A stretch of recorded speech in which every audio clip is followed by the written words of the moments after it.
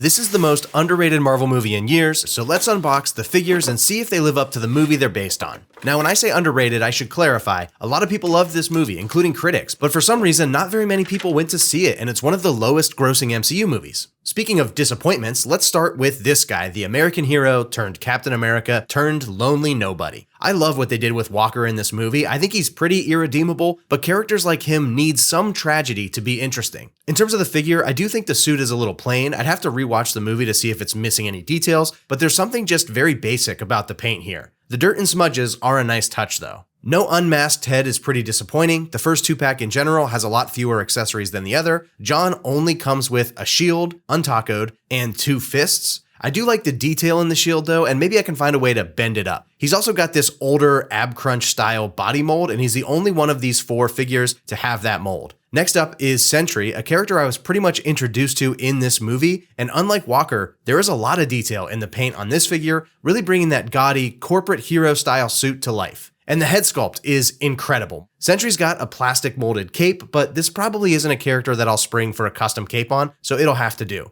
And he's got 2 fists. This is a pretty basic 2-pack overall, but it gets the job done in terms of adding these characters to my MCU collection. This next 2-pack, Yelena and Red Guardian, is the one I was really excited about and the one that obviously has the most to it. Yelena looks great, the suit is a little basic, but the Florence Pugh head sculpt is perfect. When I'm collecting live action figures, that's the most important thing to me personally. For accessories, she comes with a pair of fists, her Black Widow sticks, which actually slide onto her back, and these 2 items, which also go into her suit, making the fact that Walker's sidearm is molded in even more frustrating. There's one aspect of articulation that I need her to have, which is the superhero landing from Black Widow, and surprisingly, she handles that pose decently well, although I did cheat a little with the head. Maybe my buddy Peter Parker can chime in here. Is this even cheating? I don't know. Bringing up the rear is going to be one of my favorite additions to the MCU post-Endgame, David Harbour's Red Guardian. I love the idea of the sad sack super soldier from Russia, and he was hilarious in this movie. Unlike some of the others, his suit has a ton of paint detail, though the application is a little sloppy in parts, but it looks pretty good overall, maybe a little too bright and shiny. He does come with an unmasked Santa Claus head, a trigger hand and a fist, and 1 pew, 2 pews.